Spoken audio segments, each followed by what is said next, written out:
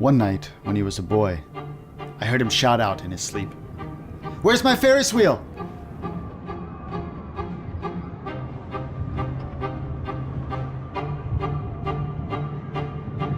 I imagined flashing colored lights and the sounds of laughter emanating from his sweaty forehead.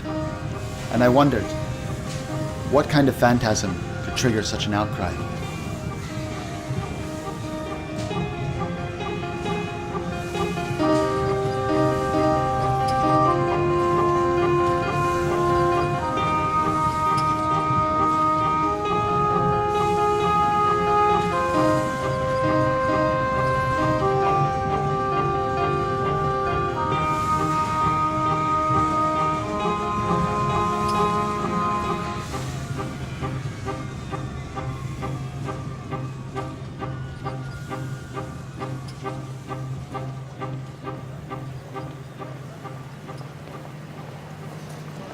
Hello guys, put the kids on now, put the wee ones on.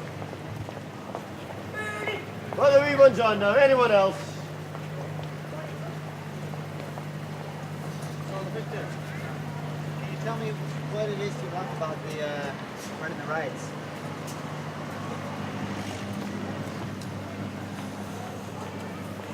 I like cementing the kids. Nah, it's the thing I've been brought up with. And if you look after the ride properly, you can give the kids a good ride. Especially if they're in the waltz of cars, you can give them a wee spin. Been here a long time doing it, so I must be doing it right.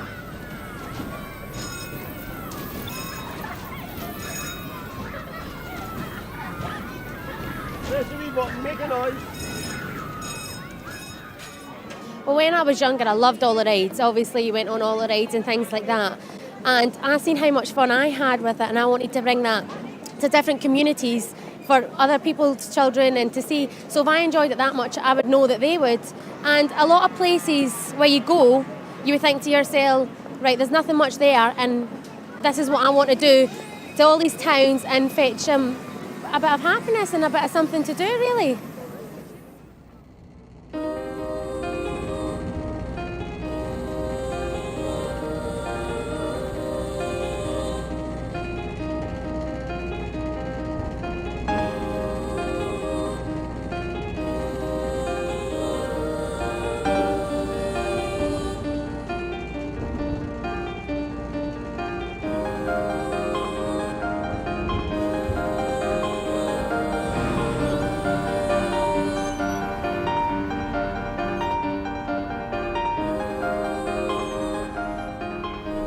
One summer morning, he woke to a magical sight. Where there had been a barren parking lot the night before, a jungle of colored metal had grown overnight.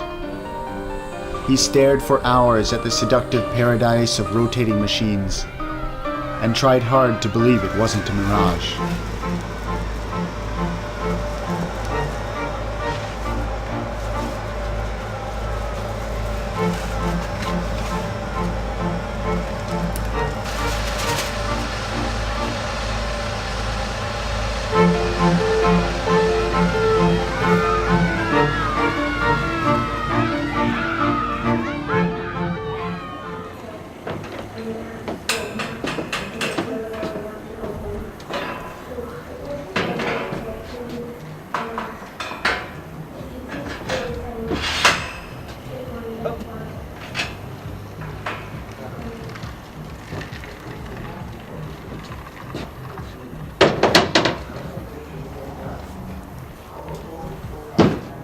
When I was very young, say 7 or 8, my father got a ride built when he was younger, and we went down to the manufacturing place that done it. There was an old lad not far from here, and I was in his factory for maybe 2 months just doing wee bits of painting, and ever since then it's always been something that I've been interested in since I was a kid.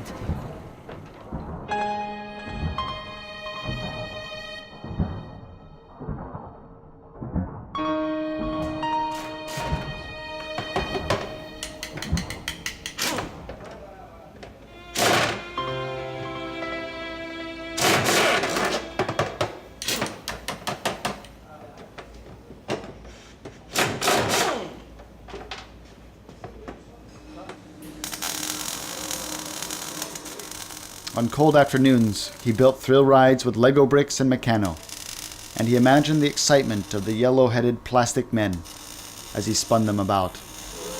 They did not scream, but their unflinching smiles reassured him.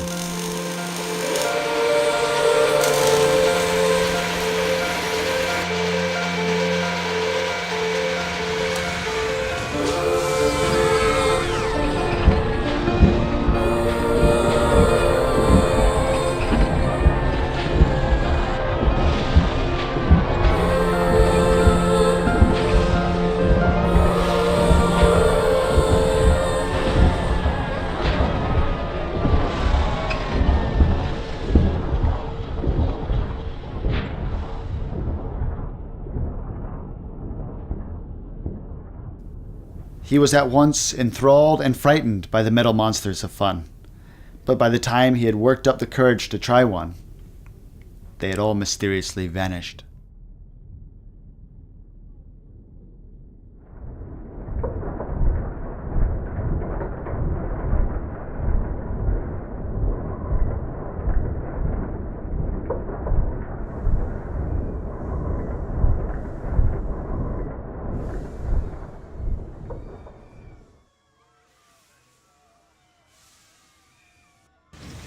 Sitting by the highway, he watched 1,000 passing taillights, hearing in his head the sounds of the fair. Again and again, he dreamed of these roads that seemed to roll on forever, imagining that each one reached to a twinkling star in the black of night.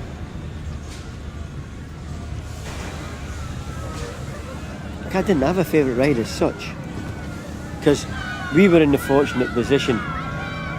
Everybody was your uncle. You used to go up and say, "Uncle, can we get on?" And they used to say, "Who's your daddy?" And you used to tell me who your daddy was. Right, okay, get on. But the one that sticks in my mind would always be, it was called the Noah's Ark. And basically it was like the waltzers, except it had speed bikes on it, and it would go that fast you would have to hold on for dear life. That was the best one. That's the one that sticks in my mind from when I was very younger. That's the one I enjoyed. Cannot stand them. They make me feel sick and queasy. I know it's a terrible thing to say for somebody that actually manufactures them and builds them, but I don't know, I don't like the thrill. Me now, I couldn't go on a ride to save myself. For a showman, I'm a very, very, very poor traveller as such. I get motion sickness very easily.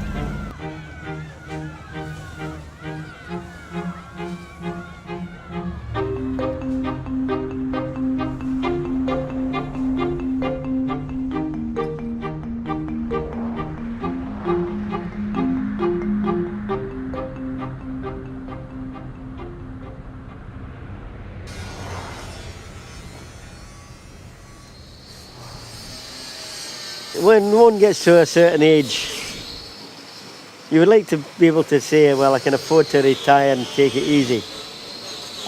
But sure, people don't retire and take it easy.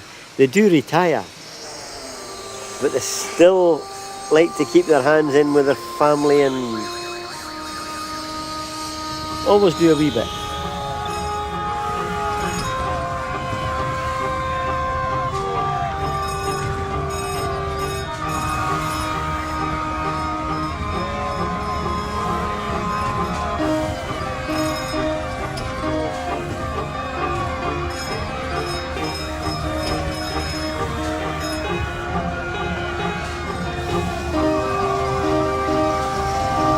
I don't think a showman really retires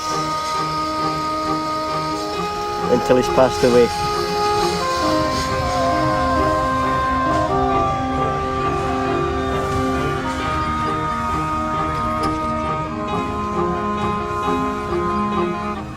Much later, our mother remarked to me, he had always wanted to run away with the fairs, but now he was too old, and the fair traveled too far from home.